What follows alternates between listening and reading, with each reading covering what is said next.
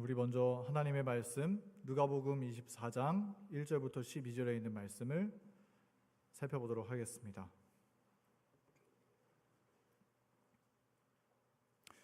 6절까지 있는 말씀입니다. 안식 후 첫날 새벽에 이 여자들이 그 준비한 향품을 가지고 무덤에 가서 돌이 무덤에서 굴려 옮겨진 것을 보고 들어가니 주 예수의 시체가 보이지 아니하더라. 이로 인하여 근심할 때에 문득 찬란한 옷을 입은 두 사람이 곁에 섰는지라. 여자들이 두려워 얼굴을 땅에 대니 두 사람이 이르되 어찌하여 살아있는 자를 죽은 자 가운데서 찾느냐. 여기 계시지 않고 살아나셨느니라. 갈릴리에 계실 때에 너희에게 어떻게 말씀하셨는지를 기억하라. 아멘. 네, 성도 여러분 안녕하십니까? 네, 정말 반갑습니다. 기쁘고 복된 안식일입니다. 오늘 이 안식일에 하나님의 말씀으로 새롭게 함을 입고 또 하나님을 찬양하는 가운데 하늘의 분위기를 만끽하고 또 성도들과 교제를 나누는 가운데 사랑의 풍성한 열매를 맺는 우리 교문이 교회 되기를 간절히 바랍니다. 네, 오늘 오랜만에 안식일 말씀을 준비하게 되었는데요. 제가 오늘 준비한 말씀이 제목은 빈 무덤을 바라보지 말라라고 하는 주제로 준비를 하게 되었습니다. 네, 아직 뭐 이렇게 설교에 크게 익숙하지 않은 사람인 것 같아서 제가 막 감동적인 말씀이라기보다 조금 성경 공부를 한다라고 하는 생각으로 함께 들어주시면 더 가볍게 들으실 수 있을 것 같습니다. 오늘 말씀을 나누기 전에 한 가지 좀 흥미로운 이야기를 드리면서 시작을 해보고자 합니다. 혹시 이 사람을 알고 계시는 분 계신가요? 2차 세계대전 당시에 일본군 장교였던 오노다 히로라고 하는 이름의 사람입니다. 이분은 1944년 22살의 나이에 이 필리핀의 루방섬 8사단에 배치를 받고 필리핀으로 갔습니다. 근데 250명의 병사들과 함께 갔는데 작전 중에 함께 갔었던 전우들이 하나둘씩 이제 죽어가는 거예요.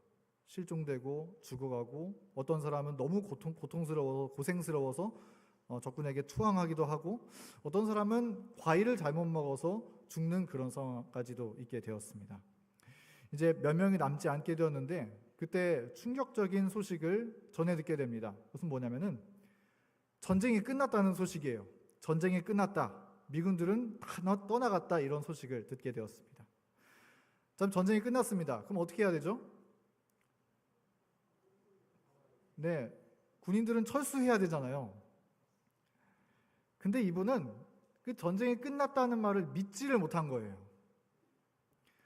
이거는 적군의 심리전이 분명하다 이렇게 생각하고 필리핀 정글 속에 들어가서 거기에 속에서 서바이벌 하면서 나홀로 전쟁통 속에 살아가게 된 것입니다.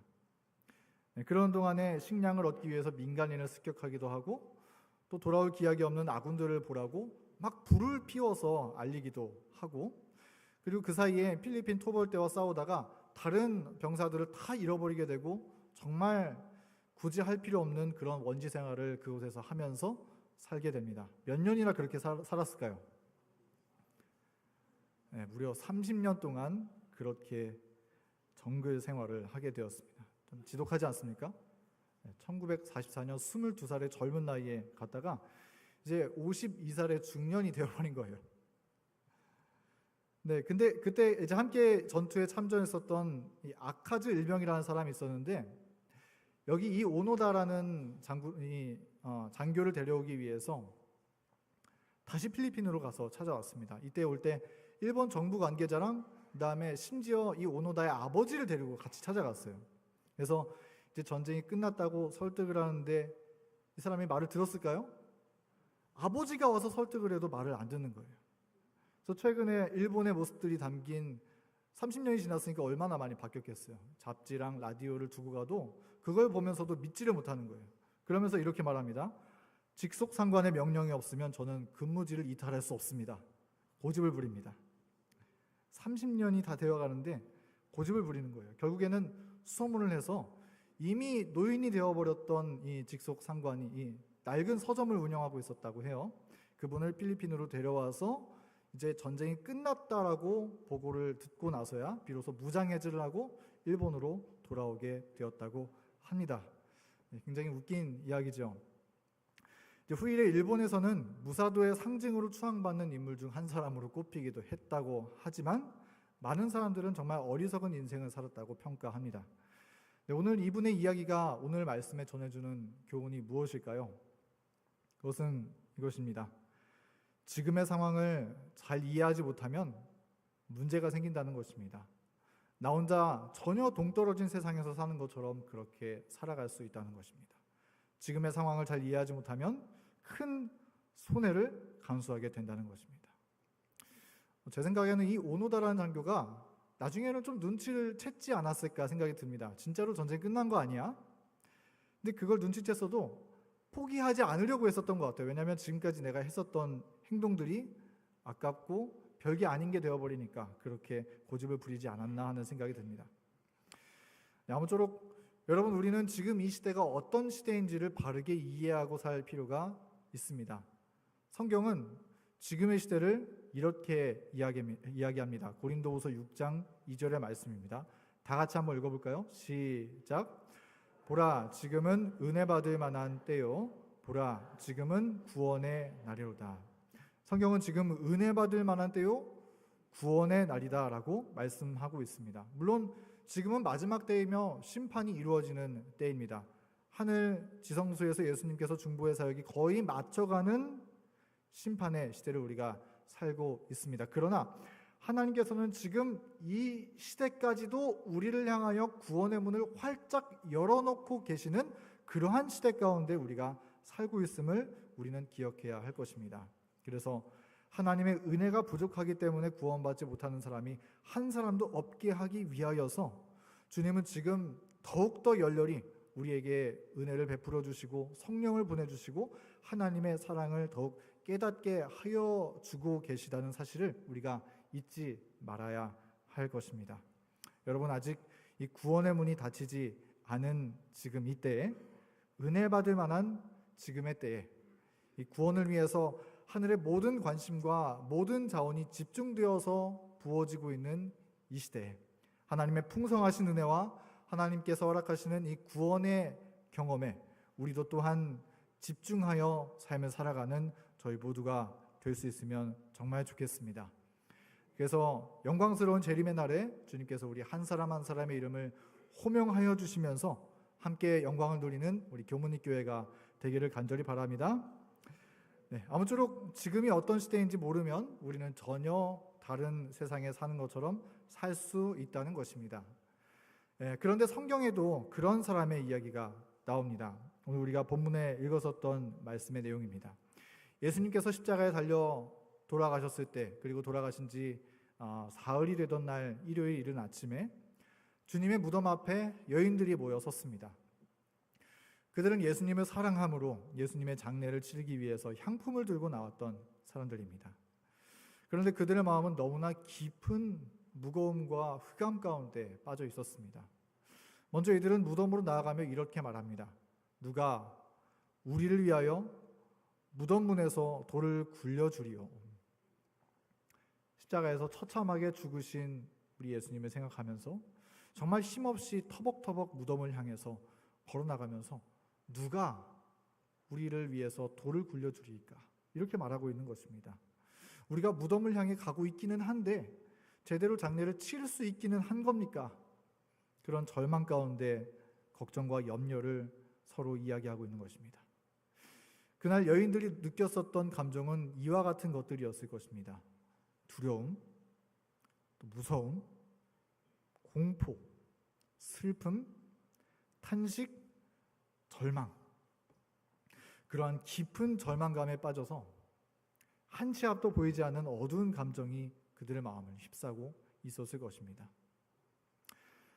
근데 사실은 그들이 그렇게 우울해할 상황은 아니었습니다. 왜 그렇죠? 왜냐하면 지금 예수님께서 어디에 계세요? 무덤에 계신 것이 아니라 지금 예수님은 이미 부활해서 살아계신 상태에 계시기 때문입니다. 주님께서 죽은 자 가운데 살아나셔서 무덤의 권세를 깨뜨리고 살아나셨기 때문에 그런 것이죠. 그래서 시대의 소망은 그 당시의 상황을 대비해서 이렇게 묘사해서 우리에게 보여주고 있습니다. 온 하늘에는 기쁨의 날이었던 그날이 제자들에게는 불안과 혼란과 의혹의 날이었다. 마치 이미 전쟁이 다 끝난 것처럼 온 하늘은 기쁨과 찬양의 함성이 울려 퍼지는 그런 축제의 날을 보내고 있는 그 똑같은 시간에 그 사실을 모르고 있던 이 땅에서는 어떤 일들이 벌어지고 있는 거예요? 그 여인들이 여전히 혼란과 의혹에 빠져서 빈 무덤만 바라보면서 그렇게 우울한 시간을 보내고 있었던 것입니다. 그때 예수님께서 사랑하시던 이 막달라 마리아에게 이렇게 말씀하십니다. 여자여, 어찌하여 우느냐? 어찌하여 울고 있느냐? 이 말씀의 의미가 무엇입니까? 지금은 울 때가 아니다라고 말씀하고 있는 거예요. 슬퍼하고 낙담하고 절망에 빠져 있을 때가 아니라고 주님께서 말씀하고 있는 것입니다. 지금은 그리스도의 승리로 말미암아 환호의 함성을 부를 때이며 기쁨의 춤을 춰야 마땅할 때인데 왜 그것을 깨닫지 못하고 여전히 울고 있느냐? 예수님께서 그렇게 말씀하시는 거예요.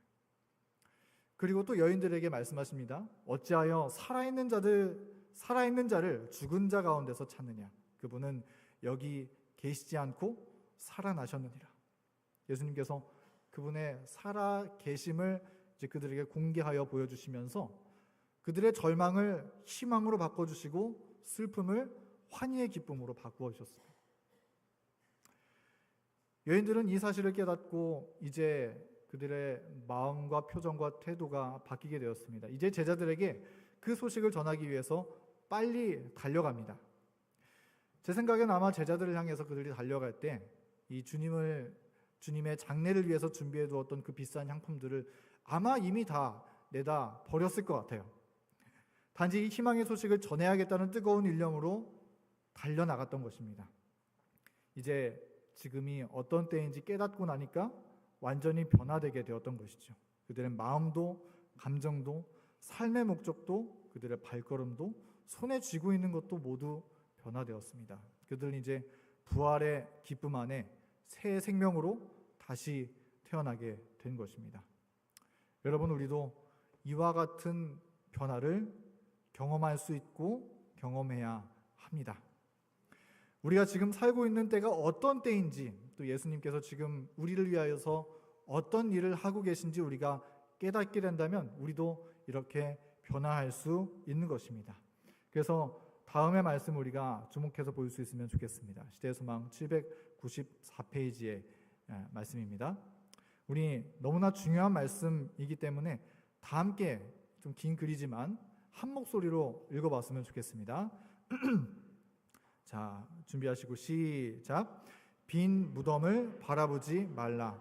희망도 없고 도움도 받을 수 없는 자처럼 슬퍼하지 말라. 예수께서는 살아계신다. 그분이 살아계시는 까닭에 우리도 역시 살 것이다. 감사하는 마음과 거룩한 불로 정결케 된 입술로 그리스도께서 살아나셨다는 노래를 즐거이 부르라. 그분은 살아계셔서 우리를 위하여 간구하신다. 이 소망을 굳게 붙잡으라.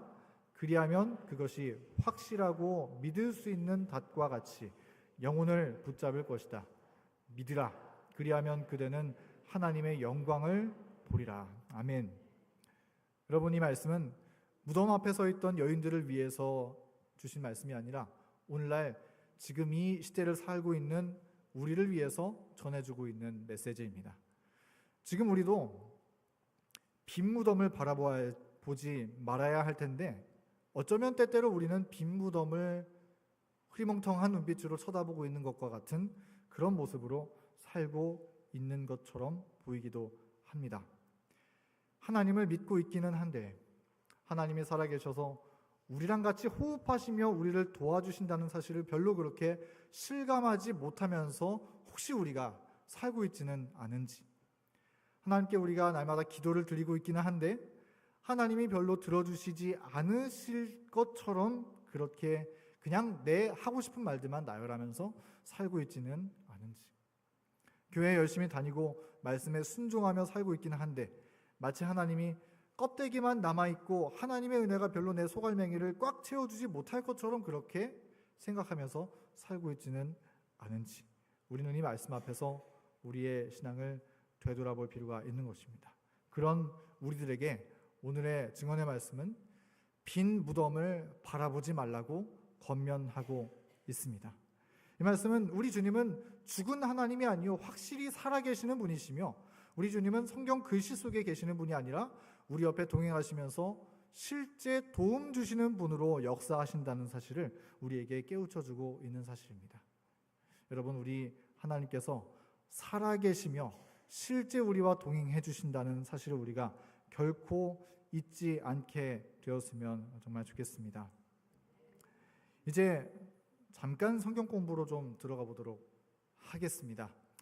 지금이 어떤 때인가 우리가 실감하기 위해서, 이 사실을 잊지 않고 살기 위해서 몇 가지 성경 말씀을 함께 살펴보겠습니다. 예수님께서 십자가에서 죽으신 이후에 실제로 그때에 어떤 일들이 벌어졌는가, 이런 주제를 함께 살펴보도록 할 텐데요. 어떤 일들이 있었을까요? 예수님께서 십자가에 달려 돌아가셨을 때 그때 벌어졌었던 이 사건들에 대해서 다음과 같이 우리가 이해할 수 있습니다. 첫 번째는 십자가에서 이 사탄이 완전히 패배하게 되었다라고 하는 것입니다. 그리스도께서 십자가에서 숨지실 때 사단의 패배가 완전히 확정되었고 판결은 났습니다. 그리고 두 번째는 이 십자가에서 하늘과 사단 사이에 단절이 벌어졌다라고 하는 것입니다. 예수님께서 십자가에 달려 죽으셨을 때 그때 비로소 온 우주에서 사단을 향한 일말의 동정마저 완전히 끊어져 버리게 되었다라고 하는 것입니다. 이것이 요한계시록 12장에 나와 있는 말씀이죠. 그리고 세 번째는 십자가에서 하나님의 율법과 품성이 옹호되었습니다. 사단의 주장이 거짓됨이 판결은 나고 하나님의 완전한 사랑과 공의, 하나님의 율법이 옹호를 받게 되었던 것입니다. 이런 일들이 십자가에서 벌어졌었던 사건들인데, 이런 것들을 우리가 다 종합해서 나타내주고 있는 말씀이 바로 창세기 3장 15절, 우리가 너무나 잘 아는 원복음의 말씀인 것입니다. 십자가에서 바로 이 예언이 성취되었습니다. 내가 너로 여자와 원수가 되게 하고 내 후손도 여자의 후손과 원수 되게 하리니 여자의 후손은 내 머리를 상하게 할 것이요 너는 그의 발꿈치를 상하게 할 것이니라. 에덴 동산에서부터 예언되어 왔었던 이 원복음의 말씀이 드디어 이 십자가에서 성취가 되었던 것입니다. 여자의 후손 예수님께서 십자가에 달려 죽으심으로써 발꿈치를 상하게 되셨지만, 그러나 사단은 어디가 상했다고요? 네, 머리가 상하게 되었다라고 말씀하고 있는 것입니다. 머리가 상했다는 것은 곧 죽음을 의미하는 것이죠. 예수님께서 십자가를 지시고 그분의 사랑이 완전하게 온 우주 앞에 드러나게 되었을 때 그 사랑이 거짓되었다라고 주장하고 있었던 사단의 정부는 이제 온 우주에서 설 자리가 더 이상 없게 되고 이제 죽음만을 기다리게 되는 상태가 된 것입니다. 그리고 그와 같은 말씀이 미가서 7장 10절 말씀에 또한 기록되어 있는 것을 볼 수 있습니다. 그 말씀을 읽어보겠습니다. 그는 전에 내게 말하기를 내 하나님 여호와가 어디 있느냐 하던 자라. 그가 거리에 진흙같이 밟히리니 그것을 내가 보리로다. 그렇게 사단을 완전히 이기신 예수님께서 이 말씀의 의미는 이것이에요. 우리의 삶 속에서도 사단의 머리를 밟으신 우리 예수님께서 우리의 마음 가운데서도 사단의 역사하는 것을 짓밟아 주시겠다고 주님께서 약속하고 있는 말씀이 이 내용인 것입니다. 그래서 우리는 이 십자가의 때에 예수님께서 십자가를 통해서 이루어 놓으신 이 보혈의 공로를 통해서 승리할 수 있는 것입니다. 예수님이 십자가로 말미암아서 우리는 믿음으로 살아갈 수 있으며 사단의 생각과 사단의 품성이 우리에게 뿌리 내리지 못하도록 주님의 은혜로 짓밟고 살아갈 수 있는 그러한 시대 가운데 우리가 살고 있음을 우리는 이 말씀을 통해서 확인할 수 있는 것입니다. 그리고 3일 후에 예수님께서 부활하셨을 때 그 부활하심은 어떤 의미를 가지고 있는 것일까? 예수님이 부활하셨다는 이 한 가지 사실은 정말 중요한 영적 의미를 가지고 있는데요. 기회가 된다면 한 번 더 이 주제만 가지고 한번 말씀을 나누고 싶습니다. 예수님이 부활하셨다는 것이 무엇을 나타내는가? 그것은 예수님께서 권세를 회복하셨다는 것을 나타낸다, 이렇게 얘기하고 있습니다. 어떤 권세냐면 예수님께서 죄와 사망을 이기셨기 때문에 무덤을 열 수 있는 사망과 음부의 열쇠를 가지게 되었다라고 성경은 말씀하고 있는 것입니다. 이게 무슨 말인가? 조금 차분하게 우리가 이해하고 갔으면 좋겠는데요. 우리 이 1888년 무슨 해인지 여러분 아시죠? 우리 재림교회에서 정말 중요한 해가 1888년입니다. 이때 이 미네아폴리스 총회에서 믿음으로 말미암는 의가 높게 주창되었던 해인데, 이때 이 A.T. 존스랑 E.J. 와그너라고 하는 목사님께서 믿음으로 말미암는 의 연구라고 하는 이 기록을 남겼는데요. 그 가운데 한 정복할 수 없는 생명이라고 하는 제목을 가지고 있는 챕터에서 다루고 있는 내용입니다. 그 내용을 한번 좀 읽어보겠습니다. 그리스도께서 사신 생애는 죄로 더럽혀지지 않은 생애였었다. 사단은 자신의 모든 방법과 능력을 다 해보았지만 그의 흠없는 생애에 영향을 끼칠 수가 없었다. 그 빛은 항상 찬란하게 빛나고 있었다. 사단이 그런 생애에 죄의 그늘을 조금이라도 만들 수 없었기 때문에 무덤의 권세에 붙들어 둘 수가 없었다. 아무도 그리스도의 생명을 빼앗을 수 없었다. 스스로 그 생명을 버리셨다. 그와 같은 이유에서 그리스도께서 생명을 버리셨을 때에 다시 생명을 취하시는 것을 사단이 방해할 수 없었다. 여기 오늘 본문에서 참 중요한 말씀이 나옵니다. 여기 뒤에 표시된 문장을 다시 보자면, 사단이 그런 생애에, 주님의 죄 없는 생애에 죄의 그늘을 조금이라도 만들 수 없었기 때문에 무덤의 권세에 붙들어 둘 수 없었다, 이렇게 기록하고 있어요. 자, 조금 어려운 주제일 수 있는데 한번 조금 집중해서 잘 이해해 볼 수 있으면 좋겠습니다. 자, 이게 무슨 말일까?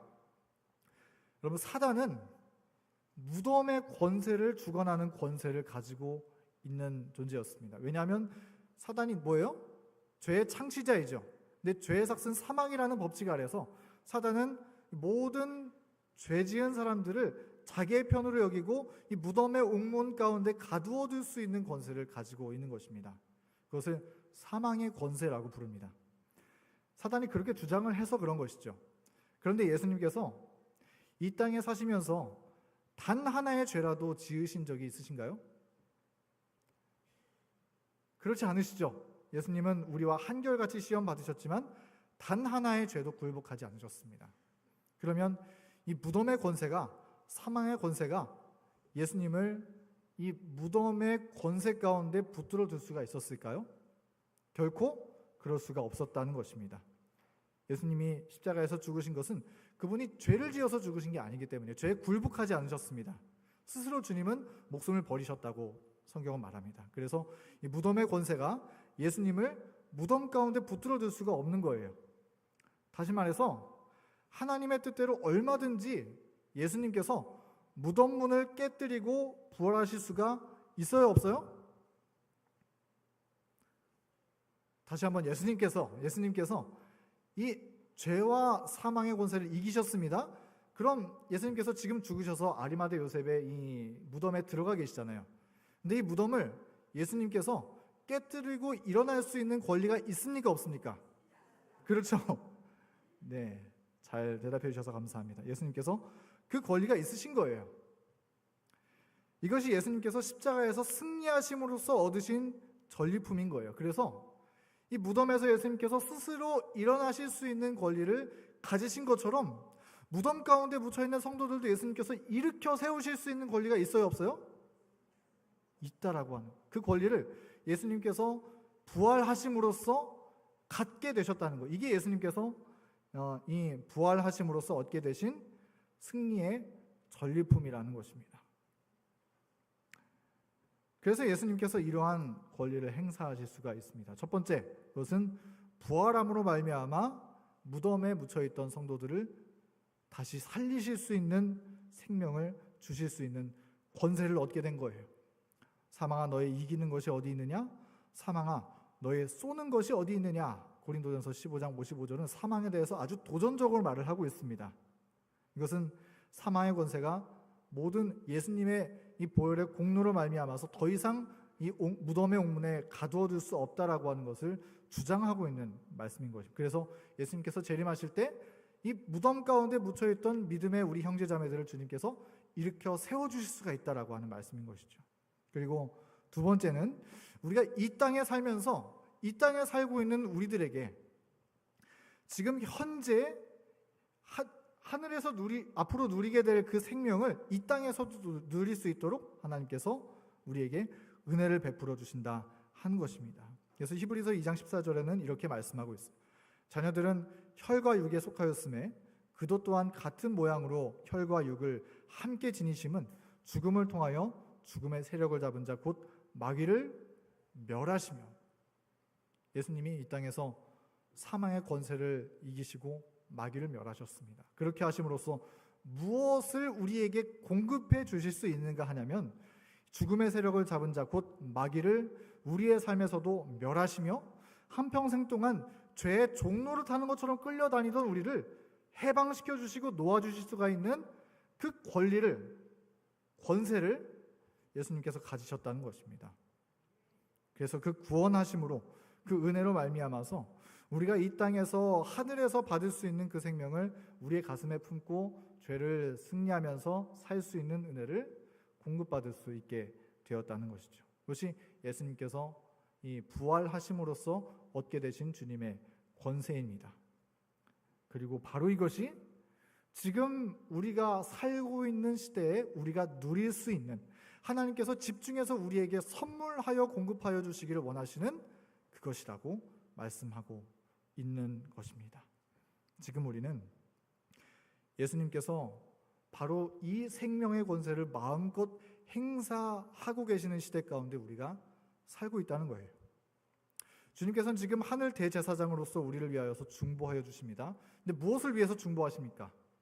그 중보는 주님께서 사단을 승리하고 이기셨던 것처럼 우리의 삶에서도 사단의 유혹과 죄와 사망의 권세를 물리쳐 주시는 일을 이루어 주시는 그 시대에 우리가 살고 있다라고 하는 것입니다.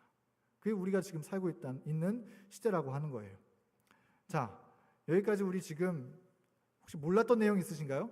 내용이 조금 어려웠지만 아마 다들 어렴풋이 다 알고 있었을 것입니다. 예수님께서 십자가에 지신 의미와 또 주님께서 부활하신 의미, 그리고 죽은 자를 살리실 수 있는 능력이 있으신 분이라는 사실 우리가 다 알고 계셨을 것입니다. 근데 다시 한번 우리가 이 무덤 앞에 서 있는 여인들의 모습을 반추해 보면서 우리의 삶을 되돌아볼 필요가 있는 것입니다. 십자가 이후에 살고 있는 지금의 이 시대에, 그리고 그 은혜가 퍼부어지듯이 쏟아지고 있는 이 시대에 우리는 지금 어떤 삶을 살고 있는가? 예수님은 이미 완전히 사단을 이기셨습니다. 그런데 혹 우리는 마치 하나님이 사단에게 질 수도 있는 것처럼 그렇게 살고 있지는 않습니까? 예수님이 죄와 사망의 권세를 이기셨습니다. 그런데 마치 우리의 삶에서 죄의 권세가, 죄가 우리를 끌어당기는 힘이 그리스도의 권세보다 더 영향력이 있다고 간주하며 살고 있지는 않습니까? 마치 내 속에서는 하나님과 사단이 여전히 아등바등 싸우고 있는 것처럼, 비기고 있는 것처럼 그렇게 보이는 모습으로 혹시 살고 있지는 않은가? 그리고 혹시 이렇게 말하고 있지는 않습니까? 나는 죄를 이길 수 없어? 어떻게 사람이 365일 24시간 믿음대로 살 수 있는가? 그거는 불가능하다. 그렇게 말하면서 예수님이 이루신 공로를, 예수님께서 그분의 모든 생명을 바쳐서 이루신 그분의 권세를 무효화시키면서 혹시 살고 있지는 않은가? 그래서 마치 예수님의 무덤 앞에 선 이 여인들처럼 하늘에서 현재 이루어지고 있는 사건들을 이해하지 못한 채 빈 무덤 앞에서 그렇게 절망에 빠졌다가 기쁨에 빠졌다가 울면서 이렇게 왔다 갔다 하면서 살고 있지는 않은가? 우리의 삶을 되돌아보게 되는 것입니다. 혹시 우리 그렇게 살고 있다면 우리는 다시금 이 기별 앞에 서야 합니다. 오늘 우리가 읽었었던 이 말씀을 다시 한번 보겠습니다. 빈 무덤을 바라보지 말라. 희망도 없고 도움을 받을 수 없는 자처럼 슬퍼하지 말라. 예수께서는 지금 뭐하고 계시다? 예수께서는 지금 살아계시다.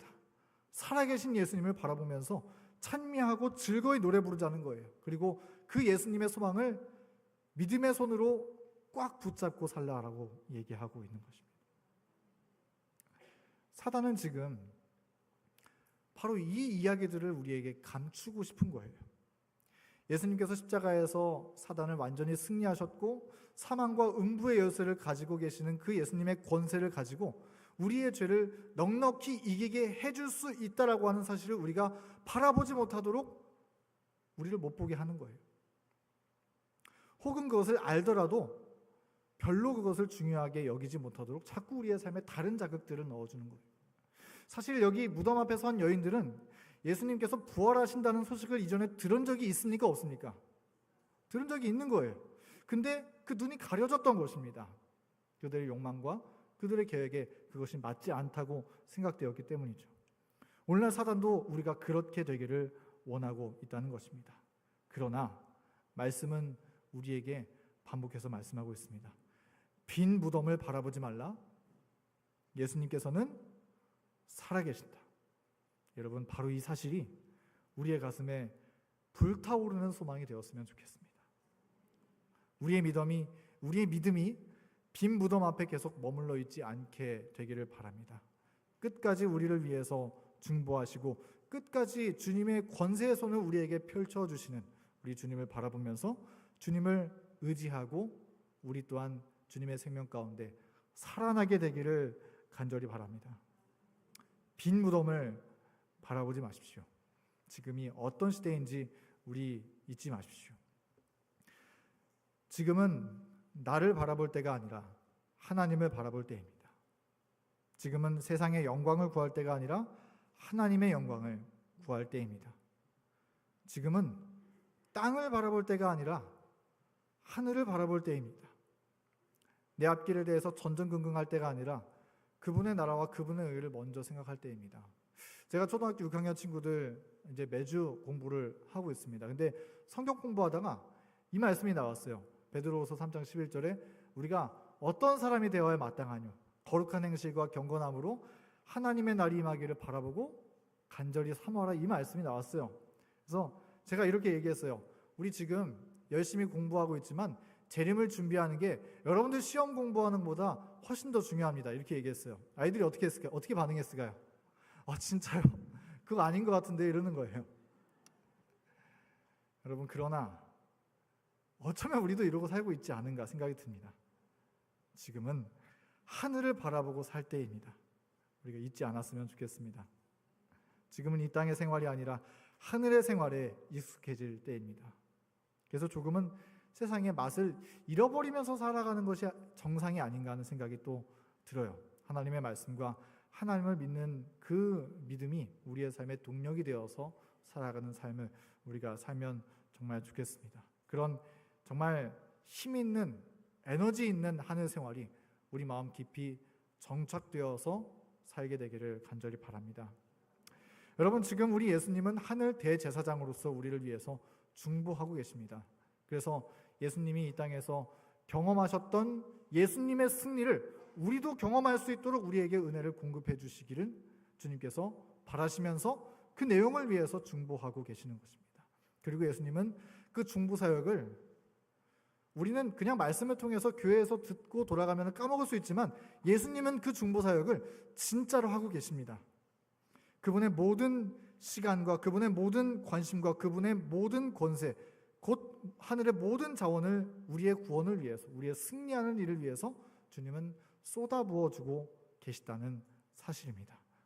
그러한 우리의 든든한 대제사장을 의지하면서 돕는 은혜를 얻기 위해서 은혜의 보좌 앞으로 담대하게 나아가며 하루하루를 우리가 살아야 할 것입니다. 이게 계시록 1장에 나와 있는 말씀인데 예수님이 지금 근무하고 있는 모습입니다. 우리 출퇴근하잖아요. 예수님은 퇴근도 없어요. 풀타임으로 우리를 위해서 이렇게 중보하고 계십니다. 어떤 모습인가? 여기 14절부터 보면은 그의 머리와 털의 휘기가 흰 양털 같고 눈 같으며 그의 눈은 불꽃 같고 그의 발은 풀무불에 단련한 빛난 주석 같고 그의 음성은 많은 물소리와 같으며 그의 오른손에 7별이 있고 그의 입에서 좌우에 날선 검이 나오고 그의 얼굴은 해가 힘있게 비치는 것 같더라. 이게 무슨 의미인지는 오늘 계시록 공부하는 시간은 아니기 때문에 생략하도록 하겠습니다. 그런데 이런 위험 있는 하늘 대제사장이요 하늘의 왕의 모습을 하고 계신 우리 예수님께서 이 마지막 초록 색깔 글씨를 볼까요? 이제 세세토록 살아있어 사망과 음부의 열쇠를 가졌노니, 그 열쇠를 가지고 뭘 열어 따시기를 원하시는 거예요? 우리의 죽은 양심의 문을 열어 따시기를 원하시는 거예요. 그래서 이것을 새롭게 변화시켜 주시기를 주님께서 원하시고 계시는 것입니다. 우리가 지금 그 은혜의 혜택을 누리면서 살 때다, 그러한 시대다라고 하는 것을 말씀하고 있는 것입니다. 여러분, 우리 할인 쿠폰 다 좋아하시죠? 우리 이거 절대 놓치지 않잖아요. 100원이라도 할인받을 수 있는 거는 꼬박꼬박 받아서 우리 할 수 있잖아요. 근데 여기 10% 쿠폰, 100원 쿠폰 이런 거 놓치지 않으면서 하나님의 은혜가 열려있는 이 중대한 기회를 우리가 놓친다면 얼마나 큰 손해를 우리가 보고 있는 것이겠습니까? 어리석은 일본 군인처럼 지금이 어느 때인지 깨닫지 못해서 혼자 고생하지 마시고, 그리고 무덤 앞에 여인들처럼 예수님이 지금 어디 계신지 무엇을 하고 계신지 깨닫지 못해서 혼자 빈무덤 앞에서 서성이면서 절망하고 슬픔과 두려움 가운데 빠져서 그렇게 하루하루 낭비하지 마시고, 오직 하늘 바라보면서 예수님이 지금 우리를 위해서 해주고 계시는 그 사역을 바라보면서 승리하고 승리하는 저희 모두가 되기를 간절히 바랍니다. 오늘 말씀을 마치면서 제가 즐겨보는 프로그램이 있습니다. 한국사에 관심이 생기게 되었었던 계기를 마련해 준 게 이 프로그램이었는데요. 이 EBS 큰별쌤 최태성 선생님의 벌거벗은 한국사라고 하는 프로그램, 9월부터 다시 또 시작한다라고 얘기를 하는데요. 제가 여기에서 봤었던 한 에피소드 중에서 굉장히 의미심장하게 받아들였었던 한 가지 이야기를 소개해드리고 오늘 말씀을 마치고자 합니다. 광복절 이야기입니다. 사실 광복절 특집으로 이 말씀을 좀 준비해 보고 있었는데 설교 배정에 따라서 오늘 말씀을 나눴습니다. 저희가 지난 15일 날 광복절을 저희가 보냈었잖아요. 자, 그래서 아마 인터넷이든지 아니면 이 광복절을 기억하는 그런 수많은 이야기들 속에 이 사진을 여러분들이 아마 보셨을 것입니다. 근데 이 지금 태극기를 흔들고 거리에 나와서 막 행진하고 있는 모습이 8월 15일의 모습이 아니라고 얘기하고 있어요. 언제일까요? 이게 8월 16일에 나와 있는 사진이었다고 합니다. 왜 그랬을까요? 근데 역사적인 기록을 보면은 8월 15일은 서울뿐만 아니라 전국에 아무 일 없었다는 듯이 조용했다라고 말하고 있다고 합니다. 이게 무슨 일이냐면 원래 8월 15일은 이 대한제국 황실의 후손인 이후의 장례식이 예정돼 있었다라고 합니다. 그래서 이 8월 6일에 히로시마 원폭 때문에 사망했기 때문에 장례식을 치르려고 했는데, 근데 이 8월 15일 낮 12시에 장례식이 연기가 된 거예요. 그리고 갑자기 이제 벽보에 이 소식지가 붙게 되었다고 합니다. 벽보가 붙기 시작했어요. 어떤 내용이었냐면은 오늘 낮 12시에 중대 방송이 있으니 반드시 들으십시오라고 하는 벽보였다고 합니다. 근데 그 방송이 무엇이었냐면은 일본이 항복하겠다라고 하는 방송이었어요. 얼마나 중요한 소식입니까? 근데 문제는 그날 아무도 그 방송을 들으면서 기뻐하지 않았어요. 행렬을 이루어서 거리로 나오지 않았어요. 서울 거리는 쥐 죽은 듯이 조용했다고 기록하고 있습니다. 왜 그럴까요? 그 방송 내용이 애매했기 때문에 그래요. 8월 15일 12시가 되었습니다. 일본 국왕이 방송을 하는데 이렇게 말합니다. 짐은 세계의 대세와 제국의 현 상황을 감안하여 비상조치로서, 알아들을 수 있는 자 한번 보세요. 시국을 수습하고자 충량한 너희 시민에게 고한다. 짐은 제국 정부로 하여금 미, 영, 중, 소 4개국의 그 공동선언을 수락한다는 뜻을 통고토록 하였다. 여러분, 이거 보면은 무슨 말인지 알 수 있습니까? 여기에 항복한 다음 우리가 전쟁에서 패배했다, 여러분들은 이제 해방이다, 이런 단어 있어요? 하나도 없어요. 알아듣기 어렵게 돼 있는 거예요. 나름 유추할 수 있습니다. 여기에 써 있는 그 공동선언은 포츠담 선언이에요. 이 연합국이 일본에게 요구했었던 포츠담 선언인데 이걸 수락했다는 말은 항복한다는 의미입니다. 근데 이거 일반 서민들이 이 내용을 알 수가 있어요, 없어요? 이렇게 애매하게 써 있으니까 이런 두루뭉술한 선언 때문에 우리나라 사람들은 그날 일제가 항복했다는 사실을 정확히 알아차리지 못했던 거예요. 그래서 이 기쁨의 날에, 이 광복의 날에 만세 함성도 태극기 행렬도 없이 그냥 쥐죽은 듯이 조용하게 하루 보내다가 그냥 밤잠 보내고 다음 날을 맞이하게 된 것입니다. 그리고 다음 날이 되었을 때 이제 신문에 우리 해방되었습니다 하고 광복을 맞이했습니다 하는 그러한 기사를 봄으로써 이제 사람들이 하나둘씩 집에서 나와서 이렇게 행렬을 이루게 되었던 것이죠. 사람들은 이제 거리로 쏟아져서 대한민국 만세를 외치면서 기뻐 나뒹굴었습니다. 이제 8월 16일 날이 된 이날에 서대문 영무소를 잠그던 문도 열리고 잔인하게 고문 받았었던 독립운동가들도 거기에서부터 나오게 되었던 거예요. 부축을 받고 걷던 사람들, 등이 굽어 있는 사람들, 그리고 시간이 지나면서 털이 다 빠지고 노인이 되었던 사람들, 이렇게 한 행렬을 이루면서 대한민국 만세를 외치면서 울고 웃었던 것입니다. 근데 이 사실을 8월 15일에 광복을 했는데 그 중요한 날을 점프 뛰고 하루 지난 16일에 이거를 누리게 되었다는 거예요. 15일에 그 사실을 바로 알았더라면 얼마나 기뻤을까. 근데 그 소식을 제대로 전달받지 못했기 때문에 사람들은 진짜 광복을 맞이한 그 중대한 날에 아무런 기쁨도 누리지 못하게 되었다는 것입니다. 이것이 얼마나 참 억울하고 분통한 역사인지 모르겠습니다. 네, 여러분, 우리도 어쩌면 그렇지 않은가 생각해 볼 수 있습니다. 하나님은 보라 지금은 은혜 받을 만한 때요, 보라 지금은 구원의 날이로다 선언하셨습니다. 그리스도께서 사단을 완전히 이기셨으며 죄와 사망의 권세를 정복하셨다는 사실을 우리가 알지 못한다면, 이것을 실감하지 못한다면, 그리고 그 권세가 우리를 죄에서 자유케 하시고 우리의 삶의 모든 시험과 유혹을 이길 수 있는 넉넉한 은혜를 공급해 주실 수 있다는 사실을 우리가 믿지 아니한다면 우리도 이처럼 애매한 감정 가운데 그 구원의 날을 놓치게 될 수도 있다라고 하는 것을 우리가 생각해 볼 수 있게 된다는 것이죠. 우리 사랑하는 성도 여러분, 이제 우리의 눈을 들어서 하늘을 바라보고 빈무덤에 시선이 머무르지 않게 되기를 간절히 바랍니다. 살아계신 우리 주님을 바라보면서 주님의 도움을 힘입어서 주님의 크신 권세를 힘입어서 사시게 되기를 간절히 바랍니다.